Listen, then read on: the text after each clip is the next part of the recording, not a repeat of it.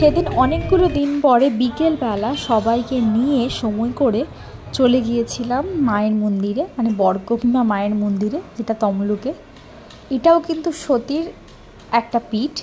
আগে তো প্রায় যাওয়া হতো, যেমন পহলা বৈশাখ, অক্ষয় তৃতীয়া, কিন্তু এখন নর্থ বেঙ্গল থাকার জন্য সেরকমভাবে যাওয়া হয় না। বহুদিন পরে গিয়ে খুব ভালো লাগলো।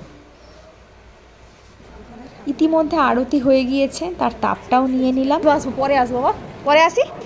হ্যাঁ, মন্দিরের ওপরেই এখন বেশ কিছু খেলনা খুলনির দোকান, তার সাথে সাথে মিষ্টি, ঠাকুরের ছবি, এইসবের দোকান বসেছে। আর সেইগুলো থেকেই মুন্নি খেলনা কিনবে বলে আমাকে বলছে এখনই খেলনা কিনতে হবে। যাই হোক, দোকানগুলোতে টুকটাক জিনিসপত্র দেখে খেলনা কিনে আমরা কিন্তু বাড়ির দিকে রওনা হচ্ছিলাম। তারপর এদিকে চরণামৃত খেয়ে একেবারে নিচে যাব।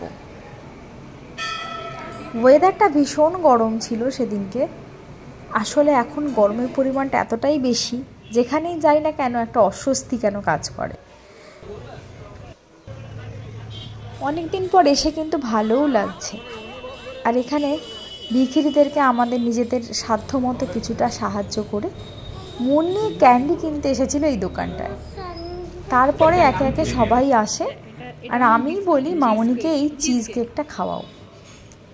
আর সবাই চিজ কেক খেলেও মুন্নি কিন্তু চিজ কেক খাবে না। ও কিন্তু একটা স্পেশাল জিনিস অর্ডার করেছে।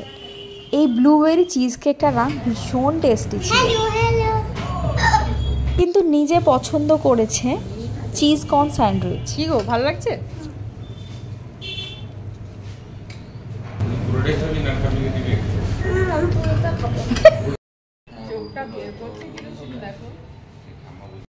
কেমন বলতে হয়? So cheesy. আরো বলো, আরো বলো।